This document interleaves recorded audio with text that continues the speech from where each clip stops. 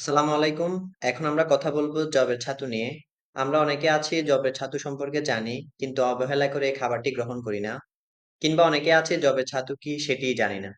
তো আজকে আমরা জানবো জবের ছাতু কি, কেন আপনি জবের ছাতু খাবেন তার একটি কারণ আমরা বিশ্লেষণ করবো ইনশাআল্লাহ। ছবি দেখে মনে হতে পারে যব এবং গম ২ টা একই ধরনের ফসল। তবে না, যব এবং গম ২ টা আলাদা, আলাদা ফসল। যবকে শুকিয়ে খোসা ছাড়িয়ে এরপর ভেজে গুঁড়ো করা হয় আর সেটাকে আমরা বলি যবের ছাতু। অর্থাৎ যবের যে পাউডার, সেই পাউডারটাকে আমরা যবের ছাতু বলে থাকি। কোনো খাবার আমাদের শরীরের জন্য উপযুক্ত কিনা তা বোঝার জন্য অন্তত ২ টি বিষয় আমরা লক্ষ্য রাখবো। ১ম টি হচ্ছে খাবারের নিউট্রিশন ভ্যালু দেখবো। আরেকটি বিষয় হচ্ছে গ্লাইসেমিক ইনডেক্স। গ্লাইসেমিক ইনডেক্স মূলত একটি মান যা শর্করা জাতীয় খাবার গ্রহণের ফলে রক্তে চিনির মাত্রা কতটুকু বৃদ্ধি পায় তা পরিমাপ করতে ব্যবহৃত হয়। অর্থাৎ যে সকল খাবারে গ্লাইসেমিক ইনডেক্সের মান বেশি, সেই খাবার গ্রহণের ফলে রক্তে দ্রুত চিনির পরিমাণ বৃদ্ধি পাবে, যা সবার শরীরের জন্য সহনীয় নয়, বিশেষ করে যাদের ডায়াবেটিস রয়েছে।